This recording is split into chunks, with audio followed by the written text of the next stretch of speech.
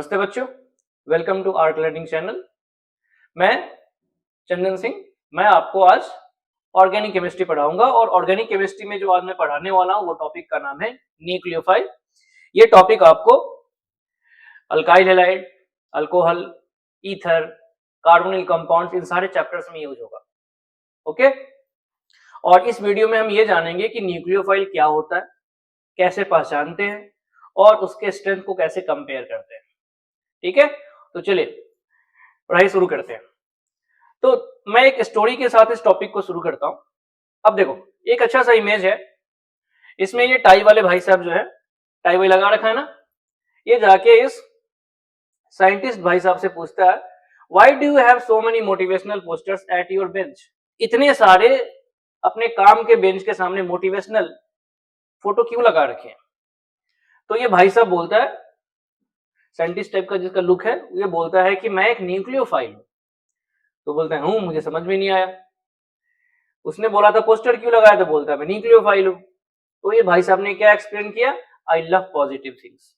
मतलब न्यूक्लियोफाइल कौन होगा? जो पॉजिटिव चीजों पे अटैक करता होगा। अब पोस्टर पे अटैक नहीं करेगा, कहानी को इधर दिल पे मत लो, वो पोस्टर पे अटैक नहीं करेगा। पॉजिटिव थिंग्स का मतलब है ऐसे एटम, ऐसे मॉलिक्यूल जिनके पास पॉजिटिव चार्ज हो या पॉजिटिव चार्ज जैसा कोई चीज हो। अब पॉजिटिव चार्ज जैसा क्या चीज होगा? तो आपके पास वैकेंट ऑर्बिटल हो, वहां पे न्यूक्लियोफाइल अटैक करता है। तो टेक्निकल डेफिनेशन क्या है? Molecule which donate pair of electron, गौर से सुनिएगा, molecule which donate pair of electron to electron deficient atom और मॉलिक्यूल। और जो इलेक्ट्रॉन डेफिशिएंट होता है उसके पास कौन सा चार्ज होता है? पॉजिटिव चार्ज होता है, या अगर वो न्यूट्रल है तो उनके पास क्या होना चाहिए? वैकेंट ऑर्बिटल होना चाहिए। ठीक है, तो न्यूक्लियोफाइल का हमने डेफिनेशन क्या देखा? न्यूक्लियोफाइल वो है जो आपको पेयर ऑफ इलेक्ट्रॉन देगा। अब पेयर ऑफ इलेक्ट्रॉन किसके पास होता है? तो जितने भी एटम या मॉलिक्यूल जिनके पास लोन पेयर मिले, या जिसके पास नेगेटिव चार्ज मिले, या जिसके पास आपके पास एक ऐसा मतलब क्या बोल सकते हैं, ऑर्गेनोमेटेलिक कंपाउंड टाइप, जिसमें एक नॉन मेटल एक मेटल के बीच में बॉन्ड हो तो नॉन मेटल आपको डोनेट करेगा, या फिर एक ऐसा मॉलिक्यूल जिसमें मल्टीपल बॉन्ड्स हो विद हाई इलेक्ट्रोनेगेटिव एटम, तो उस मल्टीपल बॉन्ड में जो लो इलेक्ट्रोनेगेटिव एटम होगा वो न्यूक्लियोफाइल का काम करेगा। मतलब कुल मिला के बात यह है कि अगर आपने पेयर ऑफ इलेक्ट्रॉन किसी को डोनेट करने की कैपेसिटी है तो मैं आपको न्यूक्लियोफाइल बोल सकता हूं। ठीक है, अब नेक्स्ट पॉइंट क्या है, हाउ टू आइडेंटिफाई न्यूक्लियोफाइल। ठीक है, कि न्यूक्लियोफाइल को हम पहचानेंगे कैसे? तो अभी मैंने क्या बोला, अभी मैंने आपको बोला कि जो न्यूक्लियोफाइल है वो क्या करता है? वो डोनेट करता है। क्या डोनेट करता है?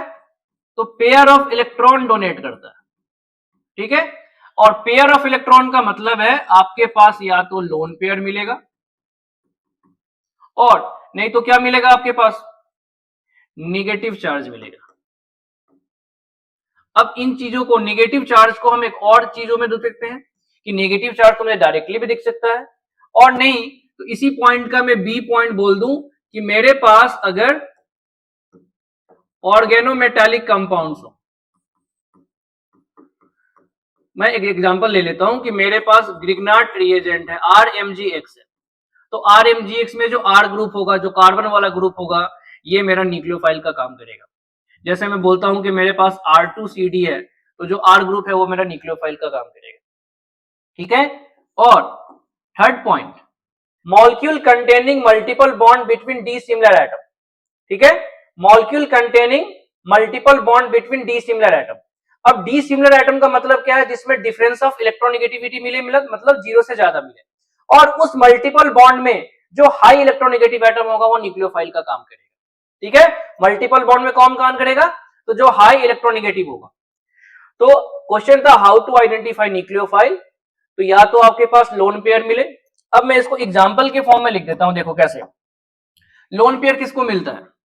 तो हमें पता है group 15, group 16, group 17, nitrogen, phosphorus, arsenic, antimony, bismuth, oxygen, sulphur, tellurium, oxygen, sulphur, selenium, tellurium and polonium, और फ्लोरीन, क्लोरीन, ब्रोमीन, आयोडीन। ये ऐसे एटम्स हैं जिनके पास लोन पेयर मिलते हैं। हमारे ऑर्गेनिक में नाइट्रोजन वाले और ऑक्सीजन वाले पे आप ध्यान दो। ठीक है, जैसे मेरे पास NH3 मॉलिक्यूल है, नाइट्रोजन के पास लोन पेयर है, मेरे पास वाटर मॉलिक्यूल है, ऑक्सीजन के पास लोन पेयर है, मेरे पास अल्कोहल मॉलिक्यूल है, ऑक्सीजन के पास लोन पेयर है, मेरे पास अमाइंस है, मान लो RNH2 प्राइमरी अमाइन है, या मेरे पास R2NH है सेकेंडरी अमाइन हो गया, या मेरे पास टर्शियरी अमाइन है। मतलब जिस भी मॉलिक्यूल में नाइट्रोजन और ऑक्सीजन है और वो न्यूट्रल स्टेट में है तो उनके पास लोन पेयर मिलेगा, तो उनको हम न्यूक्लियोफाइल बोलेंगे। दूसरा पॉइंट आपके पास क्या मिले, नेगेटिव चार्ज मिले।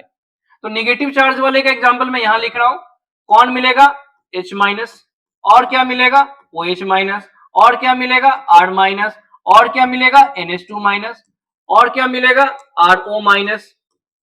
ठीक है, तो इस तरह के मॉलिक्यूल जिसमें नेगेटिव चार्ज मिले वो क्या होंगे, न्यूक्लियोफाइल होंगे, जिसमें लोन पेयर मिले वो न्यूक्लियोफाइल होगा। तीसरा मैंने एग्जांपल लिखा था ऑर्गेनोमेटेलिक, इसका एग्जांपल मैंने यही लिख दिया, RMGX। जैसे सपोज मेरे पास है CH3MgBr, अब CH3 की जगह पे कुछ भी R ग्रुप आप लिख सकते हो, ठीक है, डाई अल्काइल कैडमियम, R2CuLi, ठीक है, R2Zn। इस तरह के कंपाउंड में जो R ग्रुप है वो आपका न्यूक्लियोफाइल का काम करेगा। जैसे अल्डिहाइड है, अल्डिहाइड के केस में जो ऑक्सीजन है वो न्यूक्लियोफाइल का काम करेगा। कीटोन के केस में जो ऑक्सीजन है, सॉरी,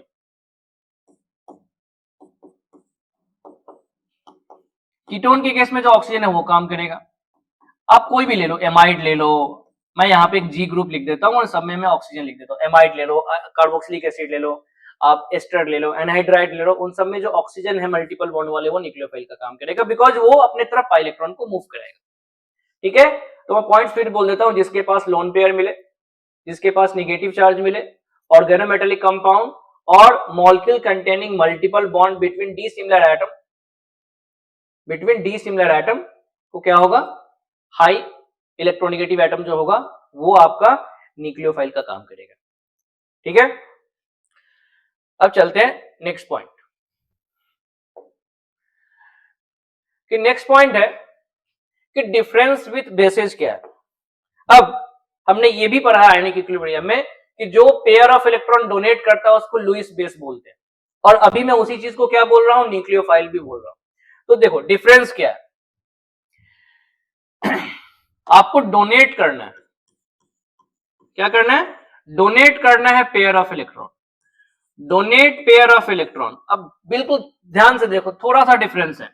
अगर आपने अपना पेयर ऑफ इलेक्ट्रॉन किसको डोनेट किया, हाइड्रोजन एटम को किया, मतलब किसको डोनेट किया, H+ को डोनेट किया, तो आपको क्या बोला जाएगा, बेस।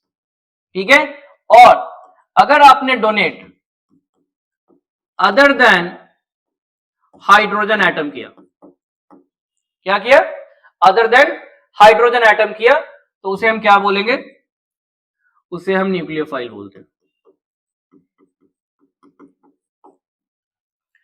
तो मैं फिर से रिपीट कर रहा हूं कि अगर आपने पेयर ऑफ इलेक्ट्रॉन किसको डोनेट किया, हाइड्रोजन को डोनेट किया, तो आपको बेस बोला जाएगा, मतलब H+ को डोनेट करो।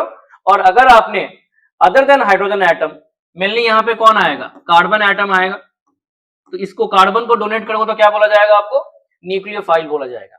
एक मैं आपको एग्जांपल दिखाता हूं, सुनो,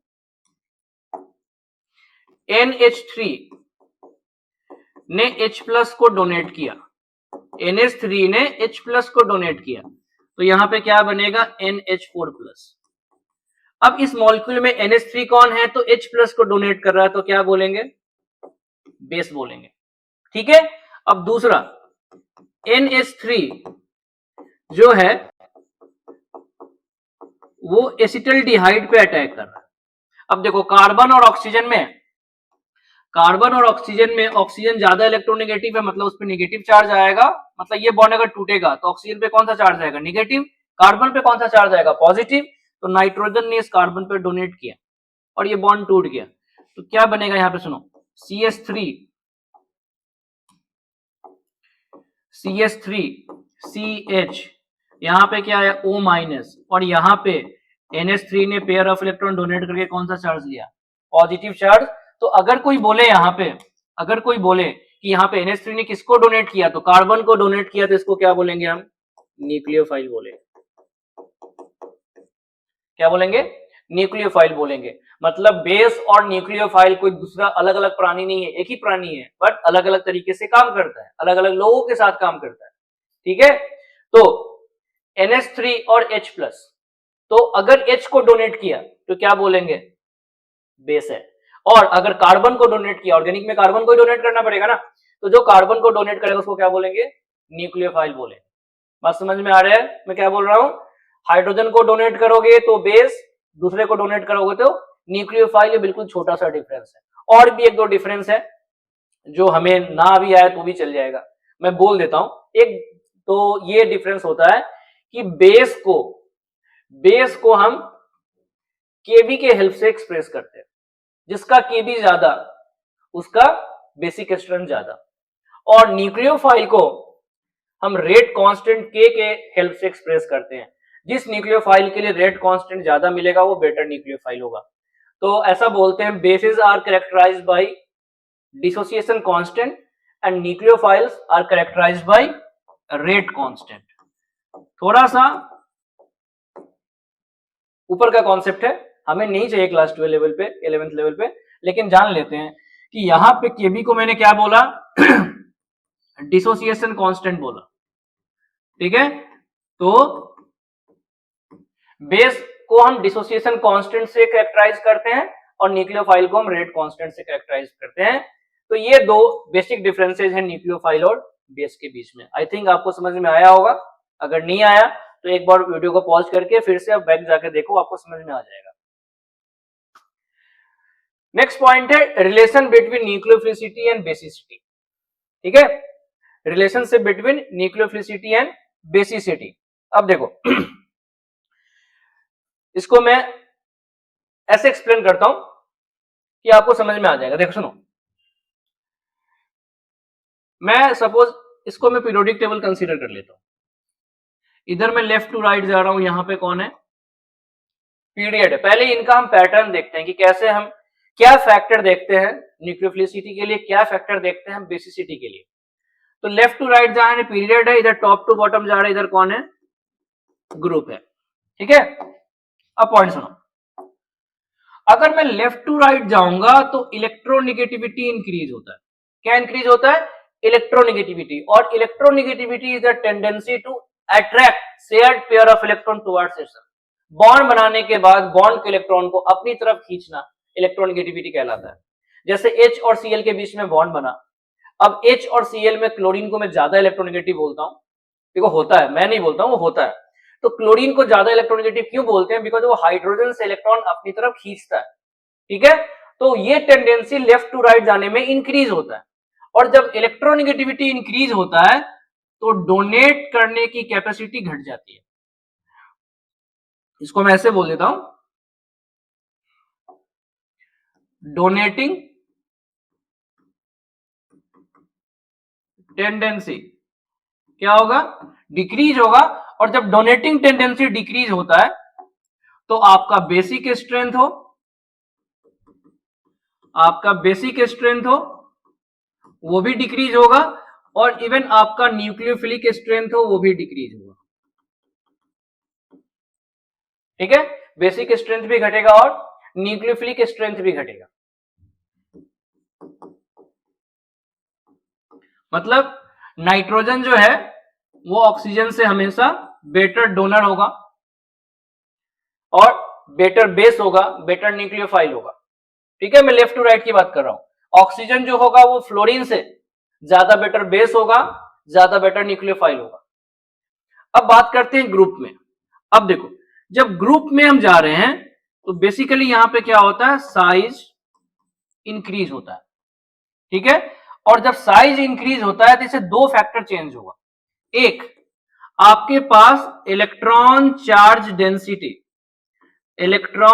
डेंसिटी डिक्रीज होता है। क्यों डिक्रीज होता है? बिकॉज आपका साइज इंक्रीज होता है, वैलेंस इलेक्ट्रॉन तो सबके पास सेम ही होता है। तो डाउन द ग्रुप गया, साइज बढ़ा, साइज बढ़ने से इलेक्ट्रॉन चार्ज डेंसिटी का घट गया, और चार्ज डेंसिटी घटने से आपका बेसिक स्ट्रेंथ घट जाता है। चार्ज डेंसिटी घटने से बेसिक स्ट्रेंथ घट जाता है, मतलब डाउन द ग्रुप जाएंगे तो बेसिक नेचर घटेगा। और साइज बढ़ने से दूसरा फैक्टर देखो, साइज बढ़ने से आपका पोलराइजेबिलिटी इंक्रीज होता है। साइज बढ़ने से आपका पोलराइजेबिलिटी इंक्रीज होता है। आप बोलोगे पोलराइजेबिलिटी क्या है, तो पोलराइजेबिलिटी आपका कैरेक्टर है, आपका टेंडेंसी है कि आपका इलेक्ट्रॉन क्लाउड कितना लूजली बॉन्डेड है। जो इलेक्ट्रॉन क्लाउड जितना लूजली बॉन्डेड होगा उसको हम उतने आसानी से डिफॉर्म कर सकते हैं। बात मेरा समझ में आ रहा है मैं क्या बोल रहा हूं? साइज बढ़ा, पोलराइजेबिलिटी बढ़ा। बिकॉज सपोज करो कि मेरे पास ये एक नाइट्रोजन एटम है और ये उसका न्यूक्लियस, ये उसका बाहर का इलेक्ट्रॉन है, और यहां पे ये उसका फास्फोरस है। तो साइज बढ़ा तो आपका जो इलेक्ट्रॉन है वो क्या हो जाएगा? लूज हो जाएगा, लूजली बॉन्डेड होगा। मतलब इसको आसानी से हम इसको क्या कर सकते हैं? डिफॉर्म कर सकते हैं। तो साइज बढ़ने से क्या चेंज हुआ? पोलराइजेबिलिटी। और जब पोलराइजेबिलिटी इंक्रीज हुआ तो आपका न्यूक्लियोफिलिक नेचर इंक्रीज होता है। न्यूक्लियोफिलिक नेचर या स्ट्रेंथ बोलो क्या होता है? इंक्रीज होता है। तो क्या पैटर्न बना? फिर से सुनते हैं। लेफ्ट टू राइट जाएंगे तो बेसिक स्ट्रेंथ हो या न्यूक्लियोफिलिक स्ट्रेंथ दोनों घटेगा। टॉप टू बॉटम जाएंगे तो बेसिक नेचर तो घटेगा बट न्यूक्लियोफिलिक नेचर क्या होगा?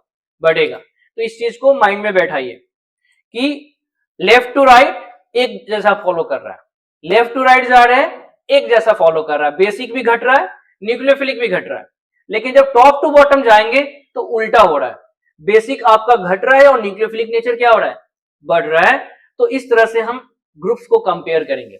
जैसे कोई मेरे से बोले कि मेरे पास NH3 है और मेरे पास क्या है? PH3 है। क्या है?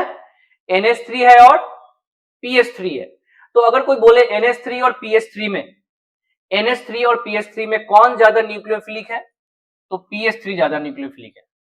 ठीक है, ये किसका स्ट्रेंथ है? मैं न्यूक्लियोफाइल का बोल रहा हूं। बट अगर यहीं पे क्वेश्चन होता कौन ज्यादा बेसिक है, तो मैं क्या बोलूंगा? NH3 जो है वो ज्यादा बेसिक है PH3 से। समझ में आया? तो यहां पे नाइट्रोजन ऑक्सीजन से ज्यादा न्यूक्लियोफिलिक भी है, ज्यादा बेसिक भी है, बिकॉज दोनों के केस में इलेक्ट्रोनेगेटिविटी से एक्सप्लेन होता है। ठीक है, बट टॉप टू बॉटम में उल्टा होता है। नाइट्रोजन फास्फोरस से ज्यादा बेसिक है बट न्यूक्लियोफिलिक क्या है? कम है। तो एक बार मैं कंसाइज वे में बोल देता हूं। along the period nucleophilicity and basicity both decreases. Okay, along period nucleophilicity and basicity both decreases, but along the group basic nature घटेगा और न्यूक्लियोफिलिक नेचर बढ़ेगा। ये आपका मोटा मोटी कॉन्सेप्ट है, क्या बोल सकते हो? रिलेशन बोल सकते हो आपके न्यूक्लियोफिलिसिटी और बेसिसिटी में, कि along the period जनरली वो एक ही जैसे होते हैं बट along the group वो उल्टे हो जाते हैं। अब इसको हम कैसे क्वेश्चन सॉल्व करेंगे उस पर बात करते हैं। अब देखो मेरे पास एक डोनर एटम है। ये स्लाइड अगर समझ गए तो आप न्यूक्लियोफाइल का कोई भी क्वेश्चन सॉल्व कर दोगे। ठीक है, मेरे पास डोनर एटम है। अब याद रखो हम क्या कंपेयर कर रहे हैं? Compare nucleophilic strength. मतलब मेरे पास दो या दो से ज्यादा मॉलिक्यूल दिया होगा, उनको कंपेयर करना होगा। तो सबसे पहले जरूरी है पहचानो डोनर एटम कौन है, मतलब किसके पास लोन पेयर है या किसके पास निगेटिव चार्ज है। ठीक है, अब मेरे पास डोनर एटम था। अब मैं डोनर एटम को दो कैटेगरी में डिवाइड करता हूं। मेरा डोनर एटम सेम है, मेरा डोनर एटम डिफरेंट है। फिर से गौर से सुनो, मैं किसको फोकस कर रहा हूं? डोनर एटम को। डोनर एटम को मैंने चेक किया तुम सेम हो या डिफरेंट हो। ठीक है, अब अगर वो सेम है, अगर वो सेम है तो देखेंगे चार्ज्ड है या अनचार्ज्ड है, चार्ज्ड है या अनचार्ज्ड है। जैसे मान लो मेरे पास OH माइनस है और मेरे पास H2O है। दोनों में डोनर एटम कौन है? दोनों में डोनर एटम कौन है? ऑक्सीजन। तो अगर ऐसा हुआ कि आपका डोनर एटम सेम है और एक में चार्ज है और एक में चार्ज नहीं है, तो आप हमेशा क्या करोगे?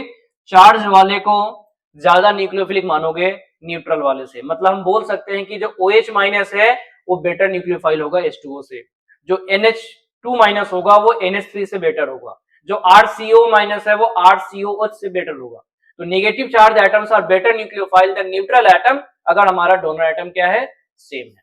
ओके, अब अगर डिफरेंट है, ठीक है, अगर डिफरेंट है, आगे एक पॉइंट और भी आएगा, उस पर भी आ रहा हूं मैं। अगर हमारा डोनर एटम क्या है, डिफरेंट है, तो डिफरेंट है तो चेक करेंगे अलोंग पीरियड है,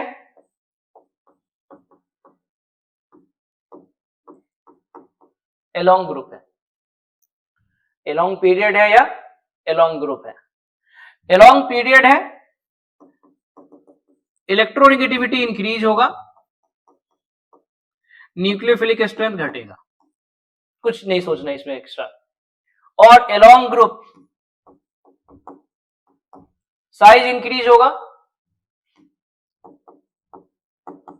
और न्यूक्लियोफिलिसिटी बढ़ेगा। ठीक है, साइज इंक्रीज होगा, न्यूक्लियोफिलिसिटी बढ़ेगा। तो अलोंग द पीरियड इलेक्ट्रोनेगेटिविटी का रूल अप्लाई कर लेना, और डाउन द ग्रुप का है तो साइज का रूल अप्लाई करेंगे। ठीक है, इसमें अब ऊपर वाले में चलते हैं फिर से, कि मेरा डोनर एटम सेम था, डिफरेंट का बता दिया मैंने, सेम का भी मैंने एक केस बताया। अब सेम में क्या केस हो गया, ऑल आर चार्ज। ठीक है, जैसे मान लो मेरे पास है RO माइनस और मेरे पास क्या है RCO माइनस। ठीक है, RO माइनस है और RCO माइनस है। अब देखो इस केस में क्या रूल आप यूज करोगे, तो अगर आपके पास सेम एटम है, सबके पास चार्ज भी है, सिंपल सा एक रूल है, more stable less nucleophilic, more stable less nucleophilic. मतलब जो ज्यादा स्टेबल होगा वो लेस न्यूक्लियोफिलिक होगा, बिकॉज जो ज्यादा स्टेबल होगा उसका रिएक्टिविटी क्या होगा, कम होगा। जैसे मेरे पास RO माइनस है एंड RCO माइनस है। अब देखो ये तो रेजोनेंस स्टेबलाइज्ड है, ये क्या बोल सकते हैं, ये मोर स्टेबल है ना इसके रिस्पेक्ट में, बिकॉज इसको रेजोनेंस मिलेगा, इसको रेजोनेंस नहीं मिलेगा, तो ये ज्यादा स्टेबल है, इसलिए क्या बोलेंगे, इसमें कौन ज्यादा न्यूक्लियोफिलिक होगा, ये वाला, ये लेस स्टेबल था, ये लेस स्टेबल था और ये मोर स्टेबल था। तो मैंने क्या लिखा था, मोर स्टेबल लेस न्यूक्लियोफिलिक, तो ये ज्यादा स्टेबल है इसलिए लेस न्यूक्लियोफिलिक हो गया, RO माइनस लेस स्टेबल इसलिए ज्यादा हो गया। तो सेम एटम के केस में पहले देखा चार्ज और अनचार्ज में कौन ज्यादा चार्ज, और अगर सबके पास ही चार्ज है, सबके पास ही चार्ज है, तो फिर देखेंगे जो ज्यादा स्टेबल है वो लेस न्यूक्लियोफिलिक होगा। अब इसमें तीसरा पॉइंट एक और आएगा कि अगर आपका डोनर एटम सेम है बट क्राउडिंग ज्यादा है या कम है, डिफरेंट क्राउडिंग है, मतलब डोनर एटम के आसपास में ग्रुप्स अलग अलग है, मतलब हम ऐसा बोल सकते हैं साइज डिफरेंट है, साइज क्या है, डिफरेंट है। तो इस केस में क्या रूल हम अप्लाई करेंगे, जो ज्यादा बल्की होगा, मोर बल्की लेस न्यूक्लियोफिलिक,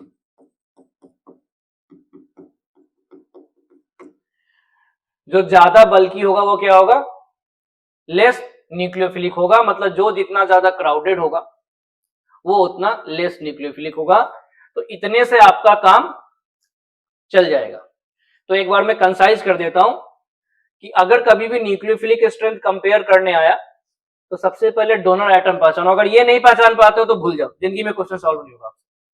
डोनर एटम पहचानो, उसके बाद देखो वो सेम है डिफरेंट है, अगर डिफरेंट है तो आपको देखना है वो सेम ग्रुप का है या सेम पीरियड का है। सेम पीरियड का है तो देख लो इलेक्ट्रोनेगेटिविटी बढ़ेगा, न्यूक्लियोफिलिक नेचर घटेगा, और अगर ग्रुप का है तो साइज बढ़ेगा तो न्यूक्लियोफिलिक नेचर क्या होगा, वो भी बढ़ जाएगा, बिकॉज हम पोलराइजेबिलिटी से ग्रुप में चेक करते हैं। यहां पे अगर सेम एटम है तो चेक करेंगे चार्ज है अनचार्ज है, चार्ज और अनचार्ज में चार्ज वाला ज्यादा। अगर सबके पास चार्ज है तो देख लो कौन ज्यादा स्टेबल है, इसमें आपको इलेक्ट्रॉनिक इफेक्ट यूज करना पड़ेगा, रेजोनेंस है, हाइपर कंजुगेशन, इंडक्टिव, जो भी लगता है वो आप यूज करो, और जो ज्यादा स्टेबल होगा वो लेस न्यूक्लियोफिलिक होगा। और अगर आपका एटम भी सेम है बट क्राउडिंग डिफरेंट है, सबका साइज डिफरेंट है, मैं अभी आगे एग्जांपल से बताऊंगा आपको कि साइज डिफरेंट है, तो जो जितना बल्की होगा, जितना क्राउडेड होगा, वो लेस न्यूक्लियोफिलिक होगा। तो ये 3-4 पॉइंट है, इस पे आप न्यूक्लियोफाइल के स्ट्रेंथ को कंपेयर कर सकते हो। ठीक है, आगे चलते हैं। अब यहां पे जब भी मैंने पॉइंट बोला साइज वाला, देखो ये कार्बन सेंटर है, ये मेरा कार्बन सेंटर है, ठीक है, ये जो बीच में है वो कार्बन सेंटर है। अब इस कार्बन सेंटर पे ये 3 न्यूक्लियोफाइल है, मान लो ये N1 है, ये N2 है और ये N3 है। अब न्यूक्लियोफाइल को क्या करना है, कार्बन पे अटैक करना है, और हम सबको पता है कि कार्बन 4 बॉन्ड बनाता है, 4 बॉन्ड बनाता है, तो अभी यहाँ पे 4 बॉन्ड बना के बैठा हुआ है। तो जब 4 बॉन्ड बना के बैठा हुआ है कार्बन, मतलब उसके पास थोड़े क्राउडिंग होगा, थोड़ा बहुत क्राउडिंग होगा। तो जब न्यूक्लियोफाइल को यहाँ पे अटैक करना है, इस वाले न्यूक्लियोफाइल को यहाँ अटैक कराया, इस वाले न्यूक्लियोफाइल को भी यहाँ अटैक कराया, और इस वाले न्यूक्लियोफाइल को भी यहाँ अटैक कराया। तो देखो वो सबसे छोटा है, वो क्राउडेड प्लेस में आसानी से इंटर कर सकता है, लेकिन ये मोटा ताजा है, खाया पिया बहुत अच्छे से है, तो ये क्राउडेड जगह पे कैसे जाएगा, ये क्राउडेड जगह पे उतने आसानी से नहीं जाएगा। तो इसलिए जब साइज बढ़ता है, इस डायरेक्शन में अगर मैं जाऊं, इस डायरेक्शन में अगर मैं जाऊंगा, तो मैं क्या बोल सकता हूं कि यहां पे साइज इंक्रीज हो रहा है, और साइज इंक्रीज हो रहा है तो न्यूक्लियोफिलिसिटी क्या होगा, कम हो जाएगा, बिकॉज आपको क्राउडेड जगह पे छोटे मोटे पार्टिकल को भेज सकते हो, बहुत बल्कि पार्टिकल को नहीं भेज पाओगे। ठीक है, तो एक फैक्टर क्या हो गया, साइज वाला हो गया। अब यहां पे मैंने कुछ एग्जांपल्स लिख रखे हैं, मैं इनको आपको बताता हूं कैसे कंपेयर करना है। क्वेश्चन है compare nucleophilic strength among given pair of compound. Pair में आपको दिया हुआ है, ठीक है, पेयर में आपको दिया हुआ है, आपको कंपेयर करना है। तो देखो मैंने क्या बोला था, सबसे पहले डोनर एटम पहचान लोगे, काम हो जाएगा। तो देखो मुझे क्या दिखाई दे रहा है, इस नाइट्रोजन पे निगेटिव चार्ज दिखाई दे रहा है निगेटिव चार्ज। अब ये दोनों सेम एटम है, डिफरेंट एटम है, लॉजिकली क्वेश्चन सॉल्व करेंगे।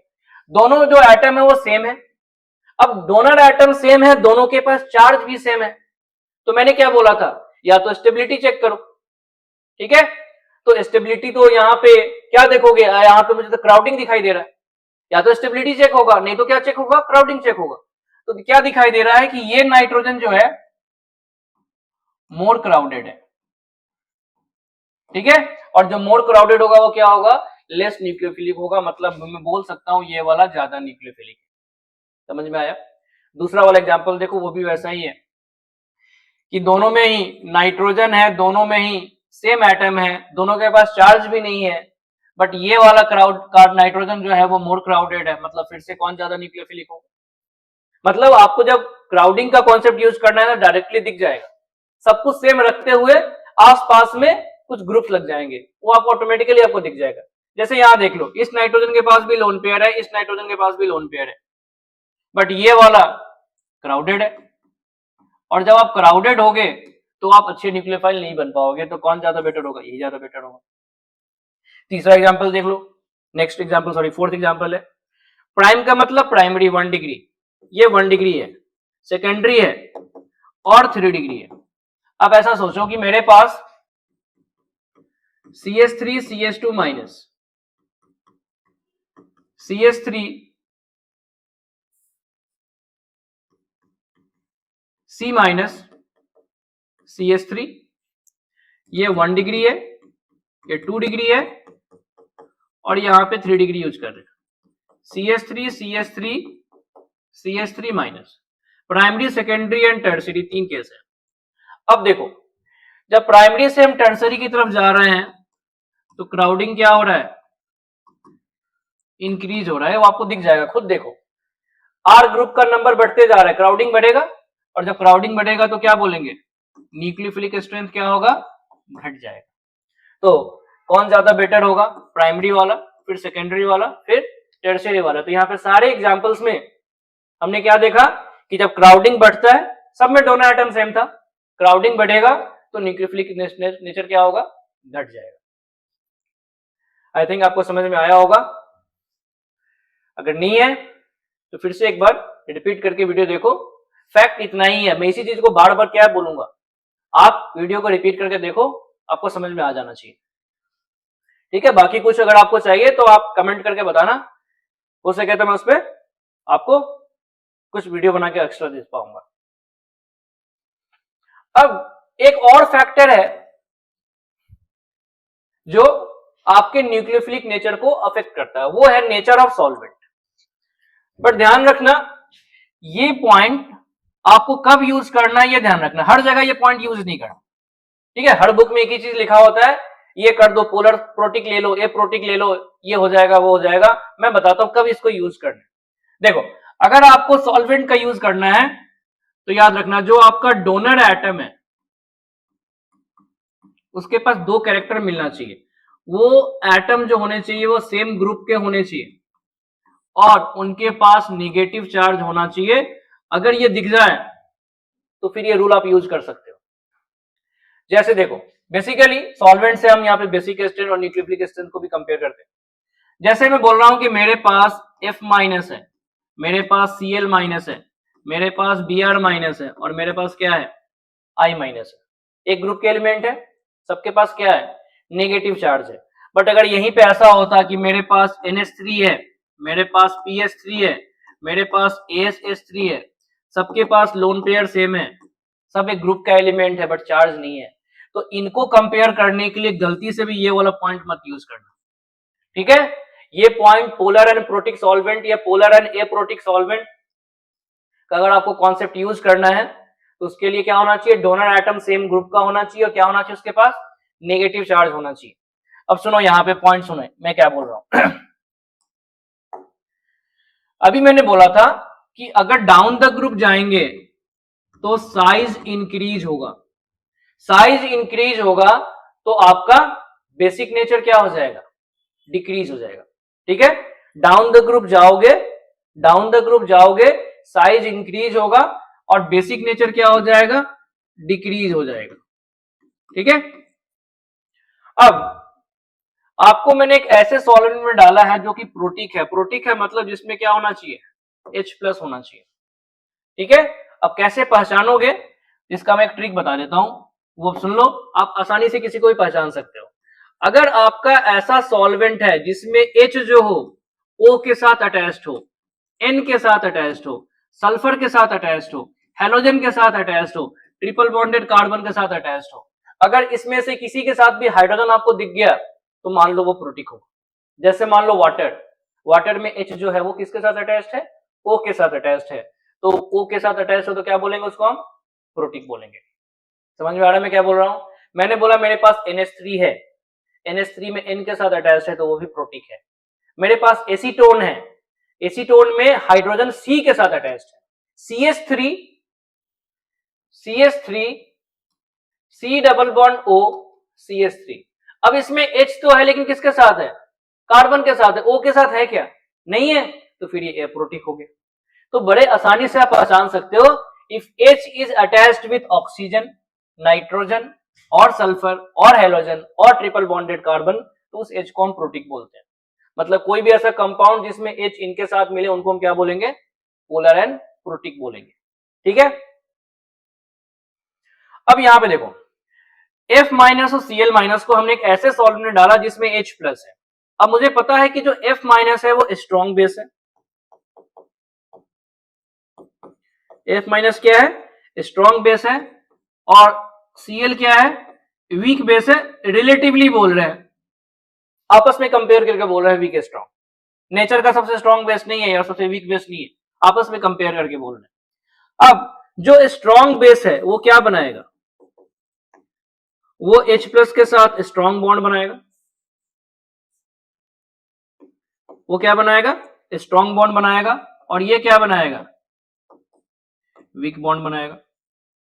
अब सोचो, ऑर्डर सुनो, मैंने बेस को F- और Cl- को ऐसे सॉल्वेंट में डाला जहां पे H+ था, मतलब प्रोटिक था, तो बेस अपना काम करेगा, पहले उसने H+ के साथ बॉन्ड बनाया, H+ के साथ बॉन्ड बनाया, लेकिन सबने अलग अलग स्ट्रेंथ का बनाया, ये स्ट्रॉन्ग बनाया और ये वीक बनाया।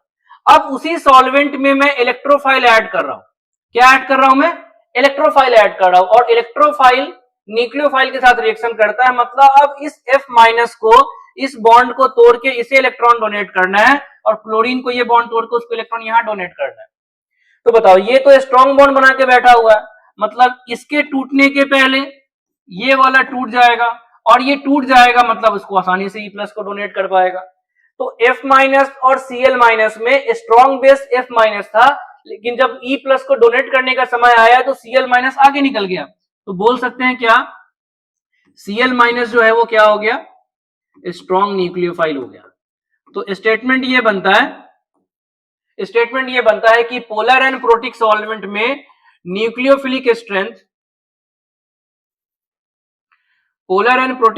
में न्यूक्लियोफिलिक स्ट्रेंथ जो होता है वो बेसिक स्ट्रेंथ का इनवर्स होता है। मतलब जो स्ट्रॉन्ग बेस होगा वो क्या होगा, वीक न्यूक्लियोफाइल होगा। पर ध्यान रखना, ये रूल यूज तभी करना जब ये वाला पॉइंट मतलब वैलिड हो, सेम ग्रुप का हो और नेगेटिव चार्ज हो। ऐसे वाले केसेस में मत करना। इसमें NH3 और PS3 और ASH3 में ऑब्वियस बात है ये वाला ज्यादा बेटर न्यूक्लियोफाइल होगा, चाहे आप प्रोटिक ले लो चाहे आप एप्रोटिक ले लो। ठीक है, नेगेटिव चार्ज है, सेम ग्रुप का है, तो पोलर एंड प्रोटिक और एप्रोटिक का आंसर अलग होता है। अब जो नीट में क्वेश्चन आता है, सुनो नीट में क्या क्वेश्चन आता है, मैं यहां पे आपको लिख के दिखता हूं कि मेरे पास F- है, मेरे पास Cl- है, मेरे पास Br- है और मेरे पास I- है। कौन स्ट्रॉन्ग न्यूक्लियोफाइल होगा, तो F से Cl ज्यादा बेटर, Cl से Br ज्यादा बेटर, Br से I- ज्यादा बेटर। ये एक जनरल ऑर्डर है।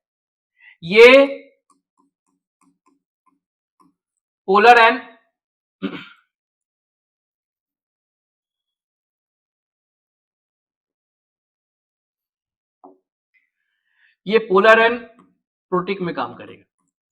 ठीक है, बट अगर आपका मीडियम पोलर एंड एप्रोटिक है तो आंसर उल्टा हो जाता है। F- greater than Cl- greater than Br- greater than I-। ये ग्रुप कब काम करेगा, जब पोलर एंड एप्रोटिक सॉल्वेंट हो।